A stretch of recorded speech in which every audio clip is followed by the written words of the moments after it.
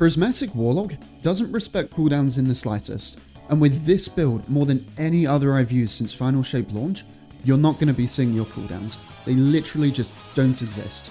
But this isn't just a grenade build, it's literally an everything build.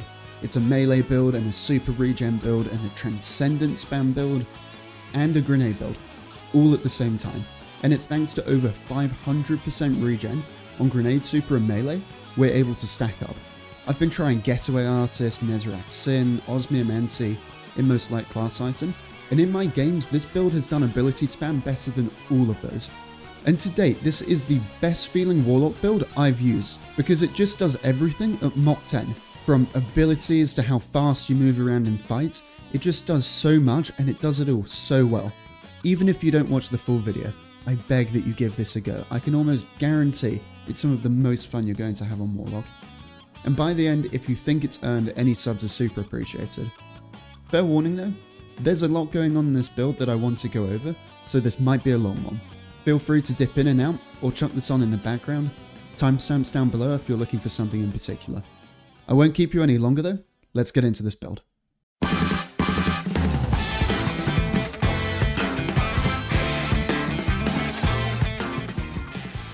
I'm going to start this one off with our exotic rather than abilities, as it fuels almost every interaction in the build and is what is giving us that 503% ability regen, and it's Crown of Tempest. On an arc ability or jolt kill, you get a stack of conduction times for 7 seconds, and it stacks up to 3 times. For each stack you have, you get increased base regen on your grenade, melee, and super. 1 stack gives 168% base regen, 2 gives 335, and 3 gives 503% base regen. You'll be seeing this throughout the gameplay, and I think it speaks for itself when you see how the build is looping into its abilities, and every arc ability kill or jolt kill can refresh the timer, meaning as long as there's adds to kill, this build will not lose steam during a fight.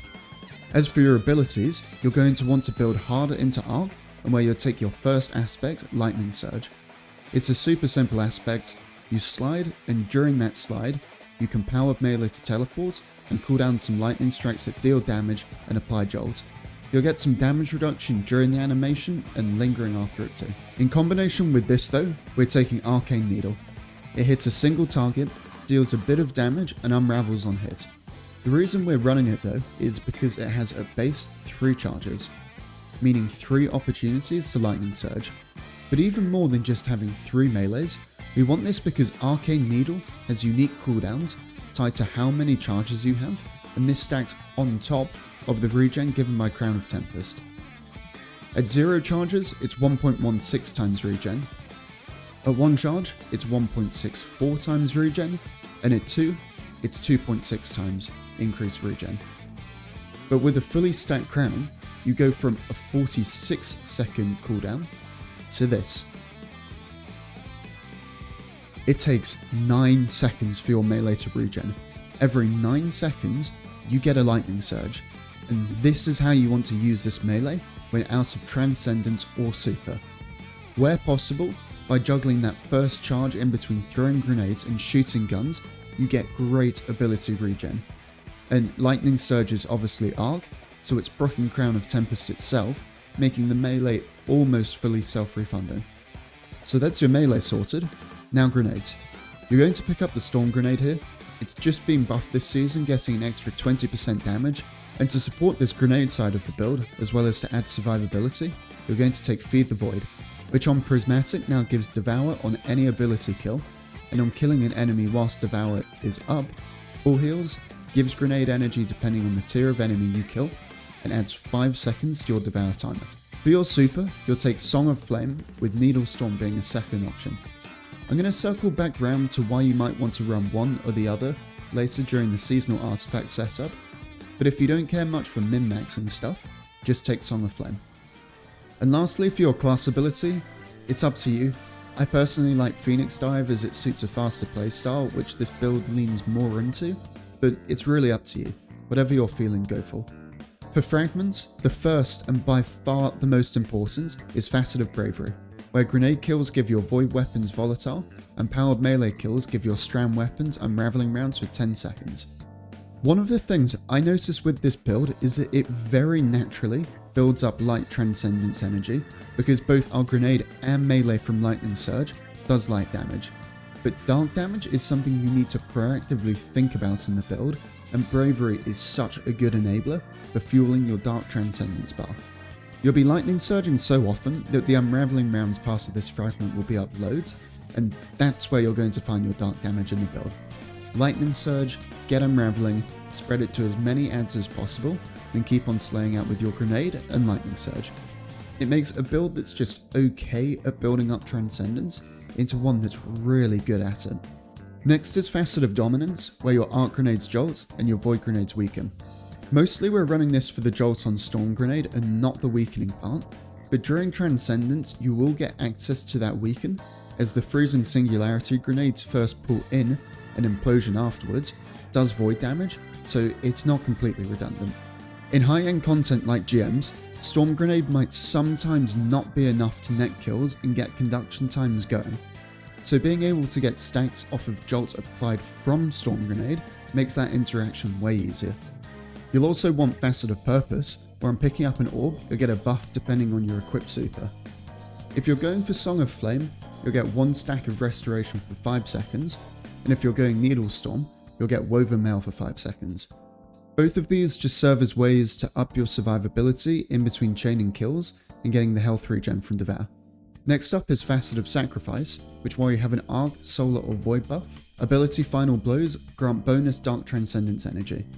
Does what it says, really nice for helping out the Dark Transcendence bar. Lastly is Facet of Protection, which gives 15% DR whilst surrounded and 32% DR whilst you're surrounded and Transcendent. As Lightning Surge will drop you right into groups of adds, you'll see this up a decent amount and it's extra damage resist, which is always nice.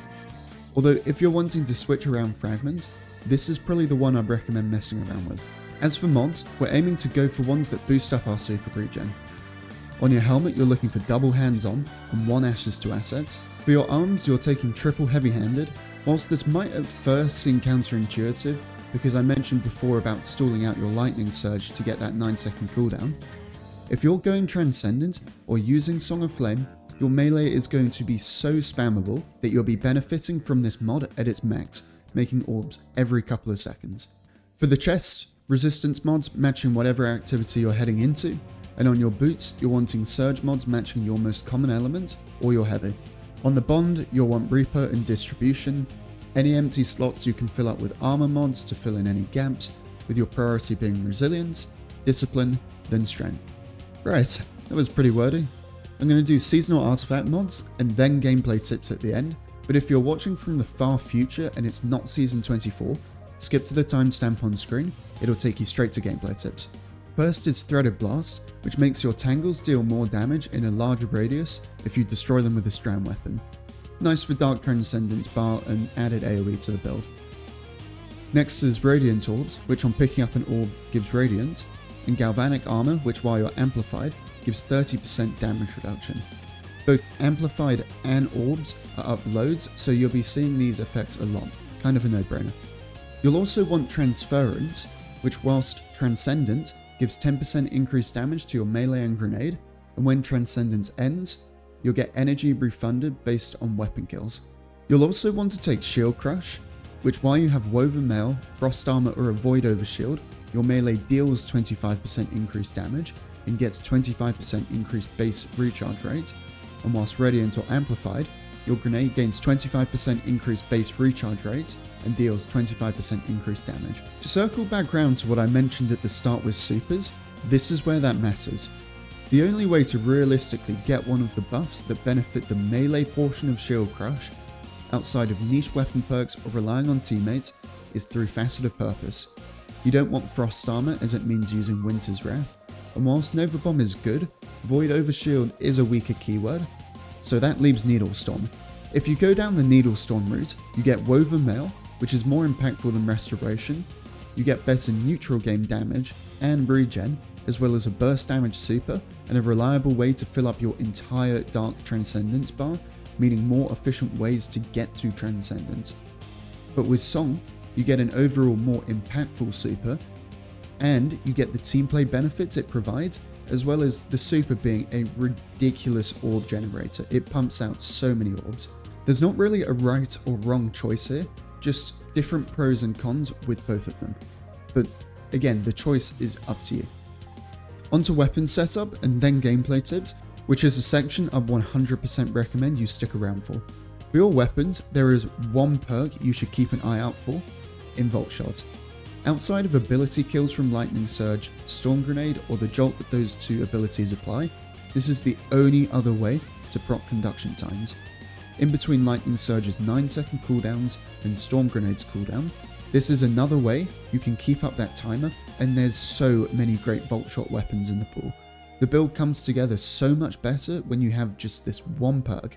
Bonus points if you've got the new Salvation's Edge Bow, that's probably the best Volt Shot weapon in the game currently. Apart from Volt Shot though, anything that has interactions with your grenade or melee is going to be really good here. Golden Tricorn, Demo, Adrenaline Junkie, you get the idea.